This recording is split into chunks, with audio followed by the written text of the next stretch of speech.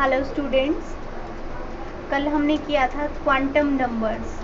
ठीक है, आज हम करेंगे कि क्वांटम नंबर पे बेस्ड किस टाइप के क्वेश्चन पूछे जाते हैं।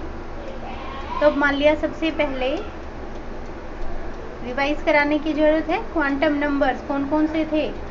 एन, एल, एम और एस से जिनको डिनोट किया जाता था। ये कौन सा था? प्रिंसिपल क्वांटम नंबर, ये azimuthal quantum number, M magnetic quantum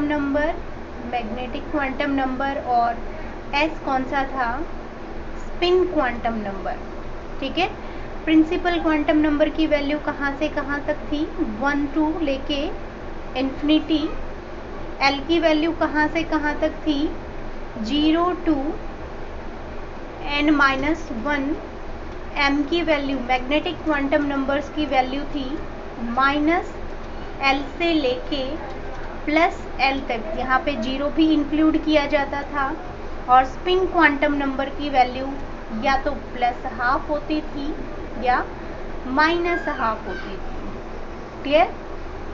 okay, अब नेक्स्ट हम करेंगे कि अगर हमें n की वैल्यू दी गई हो तो वहाँ से हम L की वैल्यू, M की वैल्यू कैसे फाइंड आउट करेंगे। फॉर एग्ज़ाम्पल, जैसे n की वैल्यू 1 है, यहाँ पे हम बना लेते हैं इस टाइप से। यहाँ हमने L लिया, यहाँ पे M। ध्यान रखना, S की वैल्यू तो हमेशा या तो +½ होगी या -½ होगी। अब देखो n इज इक्वल टू कितना है? 1। तो L की वैल्यू क्या होगी? 0, क्योंकि n की वैल्यू क्या है? 0 टू n-1। इसके लिए m की वैल्यू भी कितनी होगी? 0 ही, यानी कि एक ही वैल्यू आई है। कितनी आई है? एक ही वैल्यू आई है और वो भी कितनी? 0। ये हमें किसके बारे में बताता है? ऑर्बिटल्स के बारे में। किसके बारे में बताता है? ऑर्बिटल्स के बारे में। Magnetic quantum number. L हमें किसके बारे में बता रहा था?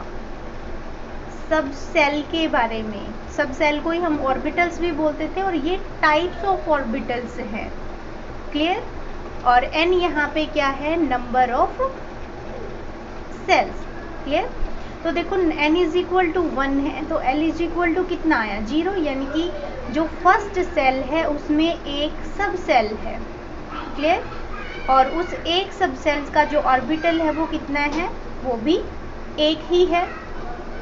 जब L की वैल्यू 0 है तो कौन सी सब सेल होती है? S सब सेल। क्लियर?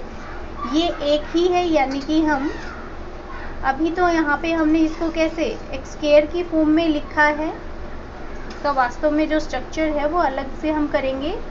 स्फेरिकल स्ट्रक्चर होता है। अब n की वैल्यू तुम्हें गिवन है 2, तो उसके लिए L की वैल्यू कितनी हो जाएगी? 0 and 1। ठीक है, 0 के लिए S सब सेल, 1 के लिए P सब सेल। अब M की वैल्यू इसके लिए निकालें तो इसके लिए तो कितनी आई? 0, यानी कि एक ही ऑर्बिटल हो गया। P के लिए निकालें तो कितनी आ जाएगी? -1, 0 और 1, यानी कि टोटल ऑर्बिटल कितने हैं? 3, Px, Py, Pz। ऐसे ही n की वैल्यू कितनी है? 3 दे रखी है तो L की वैल्यू 0 हो सकती है, 1 हो सकती है, 2 हो सकती है। इसके लिए S, P, D। अब L इज इक्वल टू कितना है यहाँ पे? 0, तो M इज इक्वल टू भी कितना होगा? 0, यानी कि एक ही वैल्यू है। S जो है, S सब सेल जो है उसको एक ही टाइप का ऑर्बिटल रखती है। P सब सेल -1, 0, 1, यानी कि कितने टाइप्स के ऑर्बिटल हो गए? 3 टाइप्स के ऑर्बिटल। ऐसे यहाँ पे 2, तो M की वैल्यू निकालेंगे तो -2, -1, 0, 1 और 2। टोटल ऑर्बिटल्स कितने हो गए? 5, 1 2 3 4 5। ठीक है, यानी कि जो D सब सेल है वो कितने ऑर्बिटल्स रखती है? 5 ऑर्बिटल्स रखती है। ऐसे ही तुमने 4 के लिए करके देखना है कितना आएगा। करो। 0, 1 2 3, ये हम निकाल चुके हैं। 3 के लिए अगर निकाले तो -3, -2, -1, 0, 1, 2 और 3। टोटल कितने हो गए 7, यानी कि जो f ऑर्बिटल है वो 7 टाइप का होता है। 1 2 3 4 5 6 7। क्लियर इतना? ओके। अब तुमसे क्वेश्चन पूछ लिया जाए, how many subshells and orbitals are present in n is equal to 3। क्या बोला गया? How many subshells and orbitals are present in n is equal to 3। ठीक है, अब n इज इक्वल टू 3 में कितने सबसेल हैं और कितने ऑर्बिटल्स हैं ये पूछ लिया जाए, तो इसके लिए हम क्या करेंगे? देखो n इज इक्वल टू कितना दे रखा है 3, तो l की वैल्यू कितनी हो जाएगी 0 1 एंड 2। m की वैल्यू इसके लिए 0 -1, इसके लिए कितनी आ जाएगी -1 0 और 1, और 2 के लिए -2 -1 0 1 एंड 2, यानी कि m की वैल्यू 1 है, इसके लिए 3 है, इसके लिए 5 है। क्लियर? ऐसे ही करके लिखेंगे हम। ठीक है, अब देखो टोटल सबसेल कितनी है, n इज इक्वल टू 3, तो टोटल सबसेल कितनी आई 1 2 और 3, 3 ही सबसेल हैं। और 3 सबसेल्स के लिए ऑर्बिटल्स मैंने बताया था m क्या बताता है, ऑर्बिटल्स बताता है। तो टोटल ऑर्बिटल कितने हुए 1 2 3 4 5 6 7 8 9, यानी कि हम कैसे लिखेंगे इसको, number of shells is equal to कितना आ गया 3, और नंबर ऑफ ऑर्बिटल्स कितने हैं 9, 9 को हम कितना लिख सकते हैं 3 का स्क्वायर लिख सकते हैं, 3 का स्क्वायर यानी कि n स्क्वायर हमें क्या बताता है, नंबर ऑफ ऑर्बिटल्स। तो यहाँ से फॉर्मूला क्या निकल के आया, तो देखो बच्चों यहाँ से क्या फॉर्मूला निकल के आया, number of orbitals in a shell, यानी कि अगर सेल में नंबर ऑफ ऑर्बिटल्स पूछा जाए तो वो कितना आ रहा है n का स्क्वायर। ठीक है, और सब सेल में पूछ लिया जाए तो, यानी कि इधर सब सेल में नंबर ऑफ ऑर्बिटल्स कितने होंगे, तो वो आ जाएगा 2l + 1। क्या फॉर्मूला बताया मैंने, 2l + 1। वो कैसे है ये देखो, अब देखो l की वैल्यू कितनी है, यहाँ पे 1 है, उसमें ऑर्बिटल्स कितने हैं 3, यानी कि 2, l की वैल्यू 1 + 1 कितना आ गया 3। अब तुम्हें दे दिया जाए l की वैल्यू कितनी है 2, तो नंबर ऑफ ऑर्बिटल्स कितने, ये अपनी देखो सब सेल है, यहाँ पे नंबर ऑफ ऑर्बिटल्स पूछ लिया जाए तो 2 × 2 + 1 कितना आया 5, यहाँ पे हम देख भी रहे हैं कितना है 5।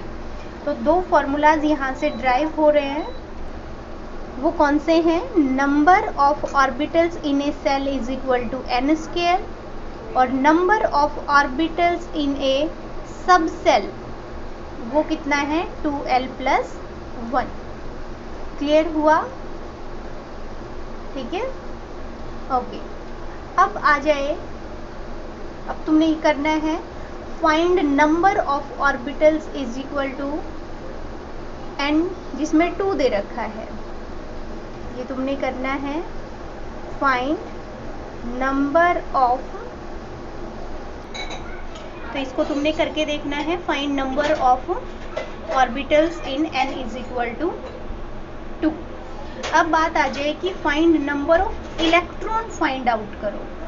क्या पूछ लिया जाए, find number of electrons in n is equal to 2। तो उसके लिए हमें देखना है पॉली एक्सक्लूजन प्रिंसिपल आता है, वो हम बाद में डिटेल्स में पढ़ेंगे। अभी सिर्फ यही याद रखना कि पॉली एक्सक्लूजन प्रिंसिपल में क्या बताया गया कि एक जो ऑर्बिटल है उसमें ज़्यादा से ज़्यादा 2 इलेक्ट्रॉन आ सकते हैं। क्या बताया इसने कि एक ऑर्बिटल्स में ज़्यादा से ज़्यादा 2 इलेक्ट्रॉन्स आ सकते हैं और दोनों की स्पिन अपोजिट होती है, यानी कि एक +½ तो दूसरा क्या होगा -हाफ। इस पॉली एक्सक्लूजन प्रिंसिपल को हम नेक्स्ट लेक्चर में डिटेल से पढ़ेंगे। तो अभी के लिए सिर्फ इतना ही ध्यान रखना है कि उसने क्या बताया, एक ऑर्बिटल में 2 इलेक्ट्रॉन। ठीक है, ओके। तो अब देखो नंबर ऑफ इलेक्ट्रॉन हमें फाइंड आउट करने, किसमें, n = 2। तो यहाँ पे लिखेंगे हम n की वैल्यू कितनी दे रखी है 2, l की वैल्यू कितनी आ जाएगी 0 और 1, m की वैल्यू कितनी आ जाएगी यहाँ तो 0, -1, 0 और 1। तो यहाँ पे ऑर्बिटल कितना आ गया 1, यहाँ पे ऑर्बिटल कितने आ जाएंगे 3। तो देखो टोटल नंबर ऑफ इलेक्ट्रॉन कितने हो गए, 2 इसमें, 2 यहाँ, 2 यहाँ, 2 यहाँ, टोटल इलेक्ट्रॉन कितने आ गए 8 इलेक्ट्रॉन आए। क्लियर। उसको हम ऐसे भी तो लिख सकते हैं 2 मल्टीप्लाई n = कितना है 2, यानी कि 2 का स्क्वायर, ये भी तो कितना आया 8 आया ना। तो यहाँ से क्या ड्राइव हो गया फॉर्मूला, नंबर ऑफ इलेक्ट्रॉन किसी भी सेल में अगर हमने निकालने हैं, number of electron in a shell कैसे निकालेंगे हम 2, और उसी सेल को हम स्क्वायर कर देंगे 2n², ये फॉर्मूला है। क्लियर। तो इसके क्वेश्चन सॉल्व करने के लिए हमारे डिफरेंट टाइप के फॉर्मूला यहाँ पे ड्राइव हुए हैं, मैं सबको इकट्ठा करके लिख देती हूँ। फर्स्ट है अपना, देखो number of sub cell in a cell, किसी भी सब सेल में, सॉरी किसी भी सेल में कितनी सब सेल्स होंगी, वो नंबर ऑफ सेल के ही बराबर आएगा। किसके बराबर आएगा, नंबर ऑफ सेल के ही बराबर आएगा। फॉर एग्जांपल देखो यहाँ पे n = 2 है, ये सेल हो गया, ये सब सेल हो गया, ये ऑर्बिटल हो गया। तो यहाँ पे देखो n की वैल्यू कितनी है, सेल की वैल्यू कितनी है 2 है, तो उसमें सब सेल भी कितनी आई 0 और 1, 2 ही आई ना। तो number of sub cell in a cell = number of cell. Second formula आ जाएगा number of orbitals, number of orbitals in a cell, वो हम पहले निकाल चुके हैं, कितना आया n का स्क्वायर।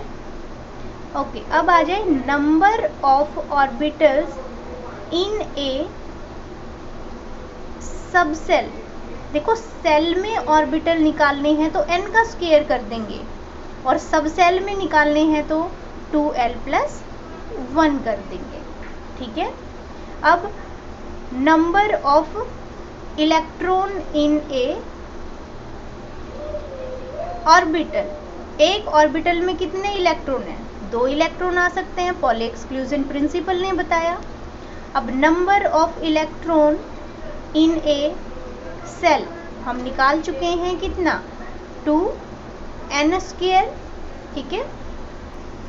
और लास्ट आता है कि number of electron in a सब सेल, सब सेल में कितने, अब देखो सब सेल में ऑर्बिटल कितने हैं, नंबर ऑफ ऑर्बिटल 2l + 1, और एक ऑर्बिटल में कितने इलेक्ट्रॉन होते हैं 2, तो 2 से मल्टीप्लाई कर दो। तो ये अपने फॉर्मूलाज हैं, इनका यूज़ करके इनके क्वेश्चंस सॉल्व होंगे। तो इसको तुमने अच्छे से करना है, ट्राई करके देखना है जितने भी इसमें क्वेश्चंस हैं। क्लियर। ओके।